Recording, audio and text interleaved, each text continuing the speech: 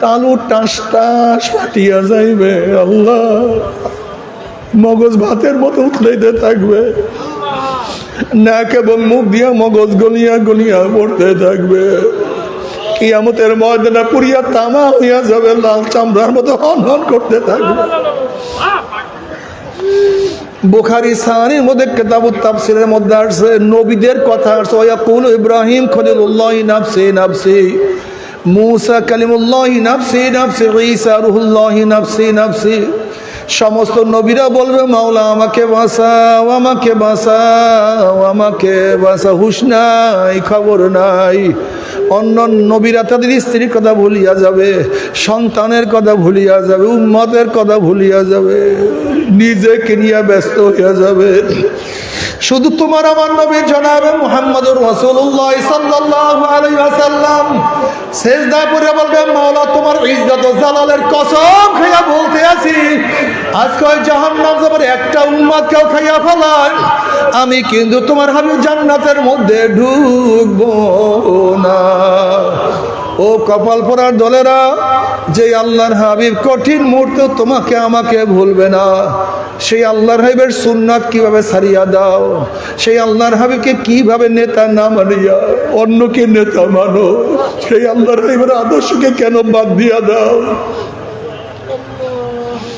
নবী আলাইহিস সালাতু ওয়াস সালামের দোয়া কবুল করে আল্লাহ পাক বলবে যাও জিবরাইল আমার হাবিবের কাছে এই পানিটুকু নিয়ে পৌঁছায়া দাও। নবী আলাইহিস সালাতু ওয়াস সালাম যখন ওই পানির জাহান্নামের গায়ে ছিটা মারবে, জাহান্নাম ক্যাত ক্যাত ক্যাত ক্যাত করে পিছনে সরিয়া যাবে। আল্লাহর হাবিব বলবেন মাওলা হে, যে জাহান্নামকে লক্ষ লক্ষ ফেরেশতারা ধরিয়া রাখতে পারে না, এ আবার কোন কুদরতি পানি, কোন আশ্চর্য পানি, যেই পানি মারার সাথে সাথে জাহান্নাম পিছনে সরিয়া গেল। আল্লাহ পাক ডাক দেবেন হাবিব গো, এই পানি কোন আশ্চর্য পানি না, কোন কুদরতি পানি না, এই পানি হলো তোমার গুনাহগার উম্মতের চোখের পানি। বাবারে কান্দো, বেশি বেশি কান্দো। নবী আলাইহিস সালাতু ওয়াস সালাম ফরমানে আমার উম্মতরা কান্দো। যদি কান্না না আসে মুখটাকে বেঁকা তেরা করিয়া বলো মাওলা রে, ও আমার মালিক রে, ও আমার মাবুদ রে, ও রহমান, ও রহিম, ও গফফার, ও মালিক। বাবারে নামাজের দাঁড়াইয়া কান্দিও, রুকুতে গিয়া কান্দিও। দেখো যারা আল্লাহওয়ালা তাদের চোখে পানি, আমরা যারা গুনাহগার আমাদের চোখে পানি নাই। অথচ আল্লাহওয়ালাদের চোখের মধ্যে পানি না থাকা উচিত ছিল, তারা তো সবসময় নেকের কাজে ব্যস্ত। আমরা যারা মুজরিম, আমরা যারা অপরাধী, আমরা যারা গুনাহগার, আমাদের চোখে বেশি পানি থাকা উচিত ছিল, কিন্তু আমাদের চোখে পানি নাই। তার মানে আমাদের কপাল পুড়িয়া গেছে, মনে হয় আমাদের কপাল পুড়িয়া গেছে। হাত পার মধ্যে আল্লাহ না করুক জাহান্নামের শিকল লাগিয়া যাবে, কি উপায় হবে? এ বাবারা, এ যুবক বাবারা, তোমাদের হাতেও ধরছি, পায়েও ধরছি।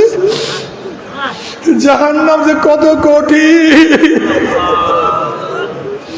কিয়ামত যে কত কঠিন, আমি 1000 বছর বুঝাইলেও বুঝাইতে পারবো না। ইয়াউমা ইয়াফিরুল মারউ মিন আখিহি ওয়া উম্মিহি ওয়া আবিহি ওয়া সাহিবাতিহি ওয়া বানিহি, যেই কিয়ামতের ময়দানে আপন ভাই ভাই পরিচয় দেবে না, মা ছেলেকে সাহায্য করবে না, ছেলেও মাকে সাহায্য করবে না, বাবা ছেলেকে উপকার করবে না, ছেলেও বাবাকে উপকার করবে না। সবাই বলবে মাওলা আমাকে বাঁচাও, আমাকে বাঁচাও, আমাকে বাঁচাও। ওইদিকে জাহান্নামের আওয়াজে কিয়ামতের ময়দানে থর থর থর থর কাঁপতে থাকবে।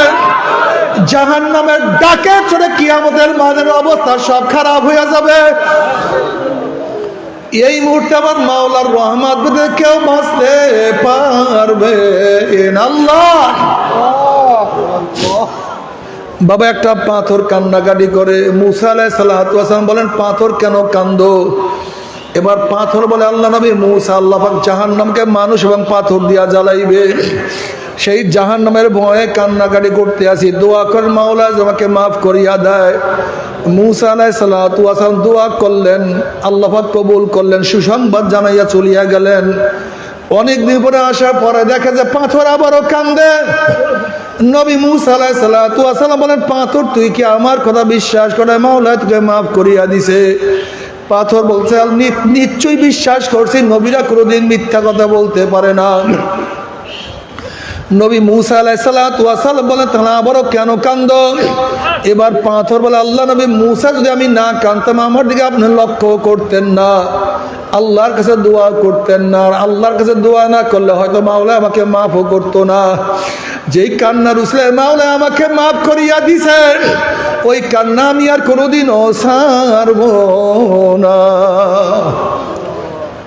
তবে মুমিন মুসলমান বলতে সবাই মনে চায় গুনার থেকে ফিরিয়া নেক আমল করিয়া মাওলার জান্নাত দিকে তো সবাইরই যাইতে মনে চায়, গুনাহ নিয়া মাওলার জাহান্নামে কাউরই কিন্তু যাইতে মনে চায় না। কিন্তু কেনই বা নেক আমল করতে পারি না, কেনই বা গুনার কাম ছাড়তে পারি না? এর মূল কারণ হলো আপনার এবং আমার পেছনে নফস এবং শয়তান লাগিয়া রইছে। এই নফস এবং শয়তান থেকে ফেরার জন্য যে কোনো একজন হক্কানি আল্লাহর ওলির হাতে হাত দিতে হবে রে বাবা। খবরদার, বর্তমান জমানায় পীর মুরিদের ভেজাল, ব্যবসা, দলাদলি, হিংসা, হাসাদে পরত হয়ে গেছে। সমস্ত আল্লাহর ওলির একমত, যেই পীরের 5 জন মুরিদের মধ্যে কমপক্ষে 3 জনকে দেখবা আলহামদুলিল্লাহ সুন্নাত মাফিক আমল আখলাক মজবুত হইয়া যাইতে আছে, গুনার কাম ছাড়তে আছে, নেকের আমল ধরতে আছে, কলম নরম হইয়া চোখে পানি আসতে আছে। বৃক্ষতর নাম কি, ফলে পরিচয়। আমি চরমোনাই বুঝি না, চরমোনার দাওয়াত প্রশংসা প্রসার করার জন্য আসেন রে বাবা। চরমোনাই যাওয়ার তোমার কোনো দরকার নাই, কোনো দরকার নাই, কোনো দরকার নাই। তুমি যার কাছে গিয়া পারো গুনার কাম সারো, নেকের আমল ধরো, কলম নরম করিয়া চোখে পানি নিয়া মাওলার কবরে যাইও। যেরকম দুনিয়ার ঘরে আগুন লাগলে পানি ছাড়া নিবানো যায় না, ঠিক তদ্রূপ তোমার এবং আমার গুনার দ্বারা যে জাহান্নামের আগুন জ্বলিয়া রইছে, চোখের পানি ও ছাড়া কিন্তু জাহান্নামের আগুন নিবানো সম্ভব না।